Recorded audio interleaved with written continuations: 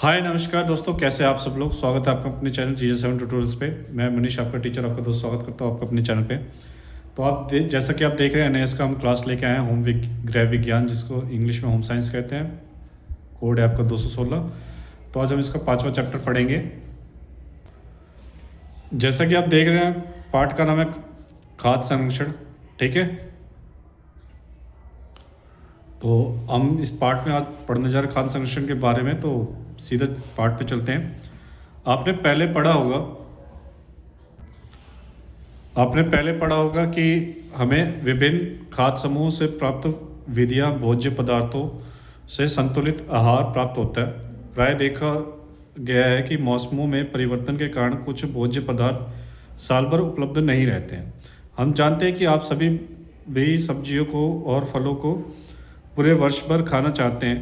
आप सर्दियों में आम तथा गर्मियों में गाजर किस प्रकार खा सकते हैं।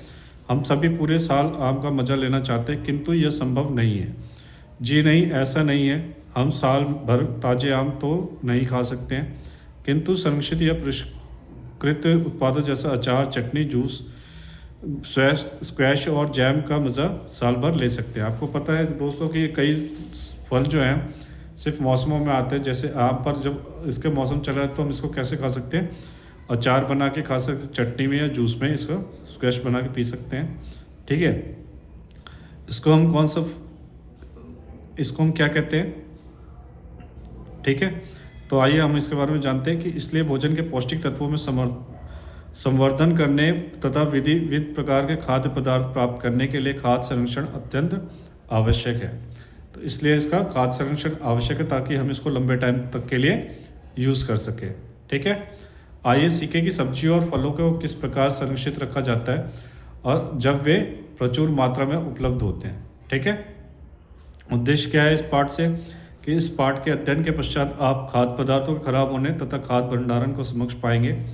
दैनिक प्रयोग के खाद्य पदार्थों को उनकी प्रयोग अवधि के आधार पर श्रेणीबद्ध कर पाएंगे, खाद्य संरक्षण को परिभाषित कर पाएंगे और उसके महत्व का उल्लेख कर पाएंगे।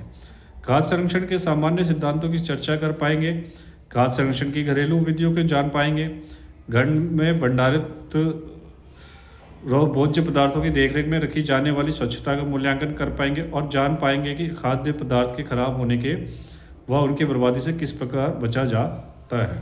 ठीक है, तो दोस्तों एक बात और महत्वपूर्ण बात आपको बता रहा हूँ कि ये चैप्टर पार्ट्स में बनाऊंगा, क्योंकि जो लंबे वीडियोस हो जाते हैं तो बच्चे देख के उसको बोर हो जाते हैं। तो मैं कोशिश करूँगा इसको 2-3 पार्ट में समझाऊँ ताकि आपको और अच्छे से क्लियर हो सके। जैसे कि आप देख पा रहे हैं, खाद्य पदार्थों का खराब होना व उनका भंडारण। खाद्य पदार्थों का खराब होना, खाद्य पदार्थों के खराब होने का तात्पर्य है कि भोजन अब खाने लिए उपयुक्त नहीं है। जब आप ब्रेड को कुछ दिनों के लिए फ्रिज से बाहर रखते हैं तो उसके ऊपर क्या होता है, फफूंद जैसा तत्व विकसित हो जाता है जो रंग में सफ़ेद, हरा या काला होता है। इस विकसित पदार्थ को मोल्ड कहते हैं। क्या कहते हैं? मोल्ड कहते हैं। जिस ब्रेड में मोल्ड विकसित हो जाता है वो खाने योग्य नहीं रहता। आप देखते हैं ब्रेड अगर रखते हैं कुछ दिन तो उसका जब डेट एक्सपायरी रहता है उसमें हरा रंग का ये काले रंग का बन जाता है, उसको हम मोल्ड कहते हैं और वो खाने योग्य नहीं रहता। इसी प्रकार यदि पकी हुई दाल या सब्जी के कुछ समय के लिए बाहर निकाल कर छोड़ दिया जाता है तो किण्वन फर्मेंटेशन के कारण उसमें बदबू आने लगती है, जो हम पिछले पार्ट में पढ़ा था, तथा बुलबुले उठने लगते हैं। हम कैसे कह सकते हैं कि कोई भोजन खराब हो गया? ठीक है, जी हाँ, आप सही है। भोजन तब खराब होता है जब उसका रंग बदल जाता है और उसमें से बदबू आने लगती है। आप भी देखते हैं, आप तो अच्छे से जानते हैं कि कोई भी सब्जी जब खराब हो जाती है तो उसमें बदबू आने लगती है या उसका रंग बदल जाता है। उसमें किण्वन के संकेत जैसे बुलबुले आदि नज़र आने लगते हैं और उसमें मोल्ड, खाद में फफूंद या पाउडर नुमा पदार्थ विकसित हो जाता है। फलों और सब्जियों में यदि नर्म या दाग या नर्म भूरे दाग विकसित होने लगते हैं तो भी वो भोजन के खराब होने का संकेत है। अब है खाद्य पदार्थों के खराब होने के कारण। खाद्य पदार्थों सूक्ष्म जीवाणुओं, एंजाइमों, भोजन में विद्वान कीट, कृमि तथा चूहों की उपस्थिति के कारण खराब होते हैं। कि आप जानते हैं कि घरों में काफ़ी चूहे होते हैं और वो भी किसी चीज़ को खा ले तो वो भी खराब हो जाता है। आइए इन कारकों का विस्तार से चर्चा करें। सूक्ष्म जीवाणु माइक्रो ऑर्गेनिम्स की उपस्थिति। आप आटे को गूंथकर रेफ्रिजरेटर में रख दीजिए, आप क्या देखेंगे कि जी हाँ, आप देखेंगे उसका ऊपरी भाग काला हो गया है। क्या आप जानते हैं कि ऐसा क्यों हुआ है? यह सूक्ष्म जीवाणु की उपस्थिति के कारण हुआ है। सूक्ष्म जीवाणु बहुत छोटे जीवाणु होते हैं जिन्हें आसानी से देखा नहीं जा सकता। सूक्ष्म जीवाणु भोजन को उस समय खराब करते हैं जब उनके विकास के लिए अनुकूल स्थिति उत्पन्न होती है। फिर है, अन्य जीवों के समान ही इन्हें भी विकसित तथा गुणन के लिए वायु, नमी, सही तापमान तथा भोजन की आवश्यकता होती है। सूक्ष्म जीवाणु के विकास की उपस्थितियाँ परिस्थितियाँ हैं। भोजन में नमी की अधिक मात्रा। क्या आप बता सकते हैं कि टमाटर तथा आलू में से किस में अधिक नमी के तत्व होते हैं? जी हाँ, टमाटर में, और यही कारण है कि टमाटर जल्दी खराब हो जाता है। भोजन के आसपास की वायु। भोजन को लंबे समय तक कमरे में तापमान पर रखना। क्या आपने कभी देखा है कि पालक को लंबे समय तक कमरे के तापमान पर रखने से क्या होता है? वह पीला और बासी हो जाता है। जब फलों और सब्जियों को छिलकों को नुकसान पहुंचता है तो वे सूक्ष्म जीवाणु में संपर्क में आ जाते हैं, जैसा केला आदि। आप ऐसा और फलों के नाम बता सकते हैं जो इस प्रकार खराब होते हैं? निम्न लवण, शर्करा या अम्ल तथा तत्व वाले भोज्य पदार्थ। क्या आप कुछ अन्य उदाहरण प्रस्तुत कर सकते हैं? अचार, फलों का जैम आदि। इसलिए यदि आप भोजन के सूक्ष्म जीवाणु से बचाना चाहते हैं तो आपको उन परिस्थितियों को दूर करना होगा जो आप उनके विकास में सहायक होती है। एंजाइमों की उपस्थिति। एंजाइम रासायनिक तत्व है जो पौधों तथा पशुओं में पाए जाते हैं और ये एंजाइम भोजन के लिए हानिकारक होते हैं। जी नहीं, एंजाइम फलों और सब्जियों के पकने की प्रक्रिया में सहायक होते हैं। कच्चा हरा आम कुछ ही दिनों में पककर मीठा और पीला हो जाता है और यह एंजाइम की प्रतिक्रिया के कारण होता है। यदि आप पीले और पके हुए आम को कुछ और दिनों तक के लिए रखें तो ये क्या होगा? कोई भी इस अधिक पके हुए सड़े हुए आम को खाना पसंद नहीं करेगा। आप जानते हैं कि जब फलों के छिलकों को निकाला या काटा नहीं भी जाता है फिर भी वह खराब हो जाता है। वह एंजाइम की प्रतिक्रिया, एंजाइम एक्शन के कारण होता है। कीट, कृमि तथा चूहे। क्या आपने कभी चावल या दाल में छोटे भूरे रंग कीट या छोटे सफ़ेद कृमि देखे हैं इस टाइप के? ठीक है, ये कीट और कृमि भोजन के दौरान दोनों को खाते हैं। ये अनाज में छोटे छोटे छेद कर देते हैं और कई बार उसे सफ़ेद पाउडर में बदल देते हैं। इस प्रकार यह भोजन मानव उपयोग के लिए उपयुक्त नहीं रह जाता है। आपने देखा होगा कि चूहे हमारे भोजन को नष्ट कर देते हैं। क्या आप जानते हैं कि वे ऐसा किस प्रकार करते हैं? आपने अभी भी पढ़ा कि खाद्य पदार्थों के नष्ट होने के 3 मुख्य कारण क्या क्या होते हैं। पहला है सूक्ष्म जीवाणु, दूसरा एंजाइम अभिक्रिया तथा कीट, कृमि और चूहे। ये अपने कॉपी में भी नोट डाउन कर लिया करिए ताकि आपके शॉर्ट नोट्स आपके पास बन सके। यहाँ पे आपका एक्टिविटी आ गई, गतिविधि आ गई कि आपके घर में भोजन खराब होने के एक नोट लिखिए कि दूध क्यों खराब होता है, चावल कैसे खराब हो जाता है या संतरा कब खराब हो जाता है। भोजन के खराब होने के कारण को अध्ययन करने के पश्चात आइए देखें कि भोजन को लंबे समय तक खाने योग्य बनाए रखने के लिए किस प्रकार की व्यवस्था की जाती है। पहला है खाद्य भंडारण, स्टोरेज। खाद्य भंडारण का सामान्य अर्थ है कि भोजन को विशेष स्थान पर रखना या तब तक संभाल कर रखना जब तक कि उसके प्रयोग की आवश्यकता ना हो। उदाहरण के लिए आप बिस्कुट या स्नैक्स खरीदते हैं और उन्हें खाने के लिए उपयोग किए जाने तक हवाबंद डिब्बे में रखते, तो आप दूध खरीदते हैं और उसे उबालकर फ्रीज या ठंडे स्थान पर रखते हैं। आप दालें, चावल तथा आटा खरीदते हैं और उन्हें हवाबंद डिब्बों में भरकर देते हैं। आप ऐसा क्यों करते हैं? जी हाँ, आप ऐसा इसलिए करते हैं ताकि आपका यह भोज्य पदार्थ यथासंभव लंबे समय तक ताज़ा रहे और ख़राब होने से बच सके। खाद्य पदार्थों की खरीदी जाने वाली मात्रा निम्न कारकों पर निर्भर करती है। पहला, आपकी आवश्यकताएं। ये पदार्थ कितनी जल्दी खराब होते हैं और इनका उपभोज्य जीवन कितनी है। उपभोज्य जीवन के आधार पर भोजन का वर्गीकरण।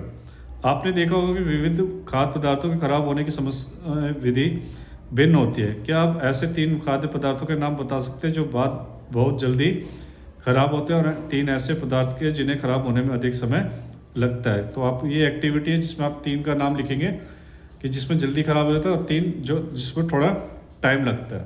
ठीक है, इसके बाद चलते हैं समय विधि जिसमें भोजन ताज़ा रहता है, उसे उपभोज्य जीवन सेल्फ लाइफ कहते हैं। इसे भंडारण के दौरान भोजन की स्थिरता भी कहते हैं। खाद्य पदार्थों को भंडारण के दौरान उनकी स्थिरता के आधार पर गैर नाशवान जिसे नॉन परिशेबल, अर्ध नाशवान, सेमी परिशेबल और तथा नाशवान के रूप में वर्गीकृत किया जा सकता है। गैर नाशवान पदार्थ खाद्य पदार्थ कौन से में शामिल है? साबुत अनाज, दालें, सूखे फल, तेल या बीज, चीनी तथा गुड़। अर्धनाशवान तथा खाद्य पदार्थ में शामिल है परिष्कृत अनाज तथा दालों के उत्पाद जैसे मैदा, सूजी, अंडे, आलू, प्याज, बिस्कुट तथा केक। नाशवान खाद्य पदार्थ कौन कौन से में शामिल है? हरी पत्तेदार सब्जियां, मटर, फलियां, टमाटर, सेब, केला, ब्रेड, मक्खन तथा क्रीम। उसके बाद है उपभोक्ताओं के मार्गदर्शन के रूप में अब निर्माताओं के लिए यह अनिवार्य है कि वे परिष्कृत खाद्य पदार्थों पर एक्सपायरी तारीख, उसके उपयोग की समय सीमा सहित विस्तृत ब्यौरे का लेबल उपलब्ध कराएं। यदि आप किसी भी डिब्बाबंद या पैक्ड खाद्य पदार्थों को देखें तो आप उस पर लिखा हुआ देखेंगे कि से पूर्व उपभोग करें, से पूर्व प्रयोग सर्वोत्तम। एक विशिष्ट तारीख यह और कुछ नहीं बल्कि भोजन का उपभोज्य जीवन है और स्थिति को पश्चात यह समान रूप से तथा स्वाद का नहीं रह जाएगा और यह खराब होना आरंभ हो जाएगा। गतिविधि 5.2 में देख सकते हैं कि आपके द्वारा हाल ही में खरीदे गए 3 पैकेट बंद खाद्य पदार्थों को देखिए और पता कीजिए कि क्या इनमें उपभोज्य जीवन लिखा है या नहीं। इस सूचना के नीचे दी गई तालिका में लिखिए क्रम संख्या है, खाद्य पदार्थ है और से पूर्व प्रयोग सर्वोत्तम है। ठीक है, आप इस एक्टिविटी को कर लीजिएगा और फिर हम चलते खाद्य संरक्षण कि खाद्य को हम बचा के कैसे रख सकते हैं। क्या आपने कभी सोचा है कि आप दूध को गर्म क्यों करते हैं या भोजन को फ्रिज में क्यों रखते हैं? ठीक, ताकि हमारे एक अनुभव तो ये कहता है कि हमारी चीज़ें खराब ना हो जाए इसलिए रखते हैं। या सूखे पदार्थों को धूप में क्यों रखते हैं? ताकि उसमें मॉइस्चर ना आ जाए या कीड़े ना लग जाए। ठीक है,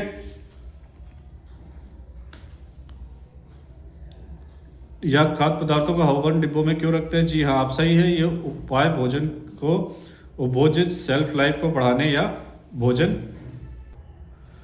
को सुरक्षित रखने में सहायक होते हैं। अन्य शब्दों में खाद्य संरक्षण के तात्पर्य भोजन को सुरक्षित रखना, उसकी गुणवत्ता को बनाए रखना तथा खराब होने या किण्वन फर्मेंटेशन से बचाना है। इस प्रकार खाद्य संरक्षण को इस प्रकार परिभाषित किया जा सकता है कि वह प्रक्रिया जिसके द्वारा भोजन को छोटी या लंबी समय विधि के लिए खराब होने से सुरक्षा प्रदान की जाती है। इसके द्वारा भोजन के रंग, स्वाद तथा पोषक तत्वों के भी यथासंभव सुरक्षित रखा जाता है। याद रखें, कुछ खाद्य पदार्थ दूसरों की तुलना में जल्दी खराब हो जाते हैं।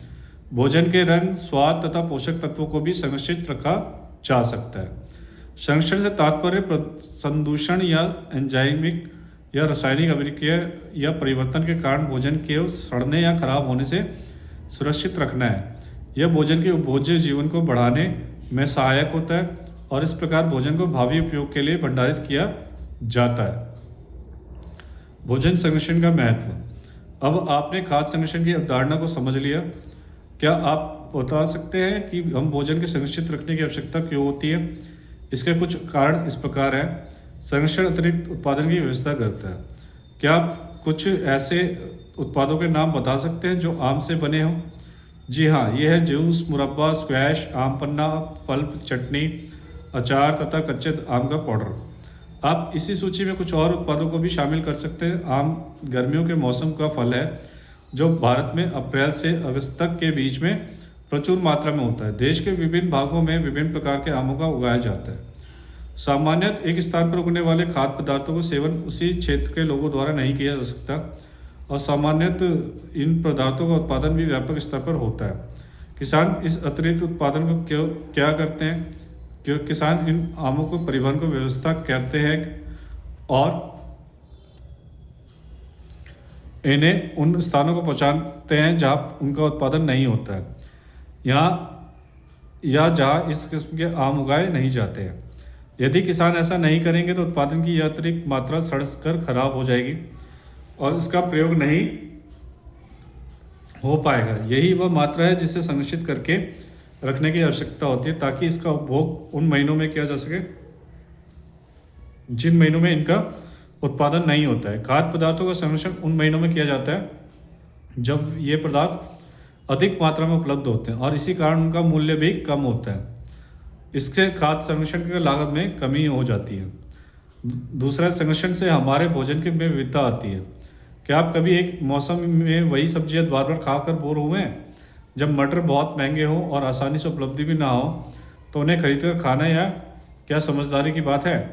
गर्मियों के मौसम में पुलाव में गोभी में सब्जी में गोभी का प्रयोग आपके आहार में विविधता ला देता है और ये आपको अच्छा भी लगता है। इसी प्रकार आपने भोजन में चटनी या अचार या पापड़ खाते तो आपके भोजन में विविधता आ जाती है। मौसम के दौरान प्रचुर मात्रा में उपलब्ध खाद्य पदार्थों के संरक्षण में यह संभव है। फिर संरक्षित भोजन को उन स्थानों पर भेजना जहां इन्हें उगाया नहीं जाता है। राजस्थान के कुछ क्षेत्र जहां रेगिस्तान है तथा हिमालय के वे क्षेत्र जो हमेशा के लिए हिम से ढके रहते हैं, वहां बहुत कम खाद्य पदार्थों की उपज होती है। इसलिए संरक्षित खाद्य पदार्थों को इस स्थानों पर भेजा जाता है ताकि इनके मौसम में जलवायु से इनके बैक्टीरिया नाशक और ये खराब ना हो सके और इनको लंबे समय तक इसको बचा के रखा जा सकता है। ठीक है। फिर एक खाद्य पदार्थों के संरक्षण में उनका परिवहन तथा भंडारण भी सुगमता से हो जाता है। संरक्षण खाद्य पदार्थों को भारीपन या वजन को भी कम करता है। उदाहरण के लिए यदि आप हरी पत्तेदार सब्जियों जैसे पुदीना हो गया, मेथी होगी, धनिया हो गया आदि को सुखाते हैं तो इसके वजन या मात्रा में कमी आती है और इस प्रकार इसका भंडारण व परिवहन भी आसान हो जाता है। अब देखिए 5.1 के इसके बेस पे जहाँ तक हमने पढ़ा उस पर क्वेश्चन है कि अधूरे वाक्य को पूरा करने के लिए सही उत्तर का चयन कीजिए। भोजन के कारण खराब होने वाले ये इसके पॉइंट्स दिए हुए आप लोग लिख लीजिएगा और इसके जब चैप्टर खत्म हो जाएगा क्वेश्चन आंसर में इसके करा दूंगा। ठीक है। बाकी आप क्वेश्चंस यहाँ नोट डाउन कर सकते हैं। ठीक है। आगे चलते हैं कि खाद्य संरक्षण के सिद्धांत। आपने पहले पढ़ा है कि हम दूध को उबालकर उसे लंबे समय के लिए संरक्षित रखते हैं, किंतु क्या आप जानते हैं कि दूध को उबालकर आप क्या करते हैं? आप दूध के तापमान को बढ़ाकर उसमें उपस्थित सूक्ष्म जीवाणु को नष्ट करते हैं। सूक्ष्म जीवाणु अति उच्च तापमान पर जीवित नहीं रह पाते। यह भोजन संरक्षण का एक सिद्धांत है। आइए भोजन संरक्षण के सिद्धांतों का ज्ञान प्राप्त करें। पहला, सूक्ष्म जीवाणु को नष्ट करना। दूसरा है सूक्ष्म जीवाणु को अभिक्रिया को रोकना या उसमें विलंब उत्पन्न करना, एंजाइमों की अभिक्रिया को रोकना। पहला चलिए पढ़ते, सूक्ष्म जीवाणु को नष्ट करना। आप जानते हैं कि दूध को उबालकर उसके सूक्ष्म जीवाणु को नष्ट किया जाता है। कई बार केवल अल्प अवधि के लिए ताप देकर उन सूक्ष्म जीवाणु को नष्ट किया जाता है जो उस खाद्य पदार्थों को खराब कर सकते हैं। यह दूध के पाश्चीकरण के दौरान किया जाता है। जब आप घर में भोजन पकाते हैं तो इस प्रक्रिया में भी भोजन को सूक्ष्म जीवाणुओं से मुक्त रखा जाता है। डिब्बा बंद करने की प्रक्रिया में डिब्बे के अंदर डाले जाने वाले भोज्य पदार्थों को उच्च तापमान में गर्म किया जाता है ताकि उसमें सूक्ष्म जीवाणु विकसित ना हो सके। यह हमारा पहला पॉइंट है। सेकंड है हमारा सूक्ष्म जीवाणु की अभिक्रिया को रोकना या उसमें विलंब उत्पन्न करना। आप सभी जानते हैं कि छिला हुआ सेब छिलका या युक्त सेब की तुलना में जल्दी खराब हो जाता है। आप जानते हैं कि ऐसा क्यों होता है? क्योंकि सेब का छिलका उसका सुरक्षक आवरण है जो सूक्ष्म जीवाणु को सेब के भीतर प्रवेश करने से बचाता है। इसी प्रकार अखरोट तथा अंडों के छिलके फलों और सब्जियों के छिलके सुरक्षा आवरण का काम करते हैं और ये सूक्ष्म जीवाणुओं की अभिक्रिया में विलंब उत्पन्न करते हैं। पॉलीथीन बैगों तथा एल्युमिनियम के फॉइलों में पैक किया गया भोजन भी सूक्ष्म जीवाणु से संरक्षण प्रदान करता है। आपने पहले पढ़ा है कि सूक्ष्म जीवाणु को विकसित होने के लिए वायु तथा जल की आवश्यकता होती है, किंतु यदि इन्हें हटा दिया जाता है तो सूक्ष्म जीवाणु की विक्रिया को रोका जा सकता है और भोजन खराब नहीं होता है। तापमान को कम करने या भोजन को जमाने फ्रीजिंग के दौरान भी सूक्ष्म जीवाणु को अभिक्रिया को लंबित किया जा सकता है और इससे भोजन का संरक्षण संभव हो पाता है। आपने जमे फ्रोजन हुए भोजन को देखा होगा। जमा हुआ भोजन ताजे भोजन की तुलना से अधिक समय तक खाने योग्य रह सकता है। यह इसलिए क्योंकि सूक्ष्म जीवाणु कम तापमान पर अभिक्रिया नहीं कर पाते। इस प्रकार जब आप अपने भोजन को रेफ्रिजरेटर या फ्रीजर में रखते हैं तो आपका सूक्ष्म जीवाणु को विकसित होने से रोक देते हैं। अतः कुछ रसायन जैसे सोडियम बेंजोइड तथा पोटेशियम मेड ऑफ बाइसल्फर और सूक्ष्म जीवाणु से विकसित को रोकने में सहायक होते हैं। इन रसायनों को परीक्षक प्रिजर्वेटिव्स कहते हैं। इस प्रकार आपने जाना कि सूक्ष्म जीवाणु का अभिक्रिया कोई विधि से विलंबित किया जा या रोका जा सकता है। सुरक्षा आवरण उपलब्ध कराना और तापमान में वृद्धि करना। फिर तापमान को कम करना, रसायनों का प्रयोग करना। अब थर्ड है एंजाइमों की अभिक्रिया को रोकना। एंजाइमों के कारण भी भोजन खराब होता है। ये भोजन में प्राकृतिक रूप से विद्यमान होते हैं। फलों का उदाहरण लीजिए, एक कच्चे केले के कुछ दिनों के लिए रखिए और देखिए कि इसके साथ क्या होता है। जी हाँ, केला पक जाएगा और पीला हो जाएगा और फिर सड़ने लगेगा और ब्राउन होने लगेगा। ये सब एंजाइमों के कारण हुआ है। क्या होगा यदि एंजाइमों की अभिक्रिया को रोक दिया जाए? खाद्य पदार्थ सड़ने से बच जाएगा। एंजाइम की अभिक्रिया को हल्के ताप पर उपचार से भी रोका जा सकता है। सब्जियों को डिब्बा बंद करना या जमाने से पूर्व इन्हें गर्म पानी में डाला जाता है या उन्हें कुछ समय के लिए भाप के संपर्क में लाया जाता है। इसे विवरण करना ब्लांचिंग कहते हैं। जब आप दूध को गर्म करते हैं तो आप न केवल उसमें उपस्थित सूक्ष्म जीवाणुओं को नष्ट करते हैं बल्कि एंजाइमों की अभिक्रिया को भी रोकते हैं।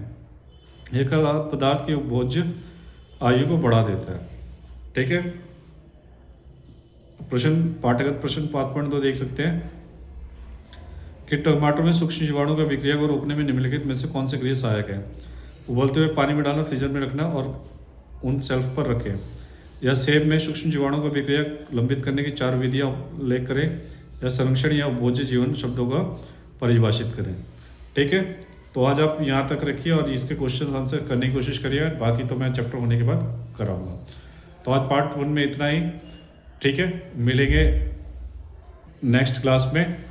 वीडियो पे अंत तक बने रहने के लिए धन्यवाद। आपको वीडियो कैसे लगी कमेंट के माध्यम से बताइएगा, या जिसको भी जो भी क्वेश्चन क्वेरीज है वो आप कमेंट के माध्यम से मुझसे पूछ सकते हैं। जो पहली बार आए हैं वीडियो पे वो लाइक सब्सक्राइब जरूर कर दीजिए और बेल आइकन जरूर दबाइएगा ताकि मेरी न्यू वीडियो की नोटिफिकेशन आपको मिलती रहे। और वीडियो अच्छी लगे तो शेयर जरूर करिएगा ताकि आपके दोस्तों तक भी ये पहुंच सके। हो सकता है आपको ज़रूरत ना हो पर आपके फ्रेंड्स को ज़रूरत है तो वो क्लास कर सकते हैं। आप लोग सोशल मीडिया के प्लेटफॉर्म से, फेसबुक से, इंस्टाग्राम से, टेलीग्राम से, व्हाट्सएप से मुझसे जुड़ सकते हैं। और हमारी ऑफलाइन ऑनलाइन दोनों क्लास चलती है, तो आप जब भी चाहें आप मेरे को मैसेज करके आप बता सकते हैं। ठीक है, और आप वीडियो के एंड तक बनने के लिए धन्यवाद। मिलते हैं नेक्स्ट वीडियो में। Thank you.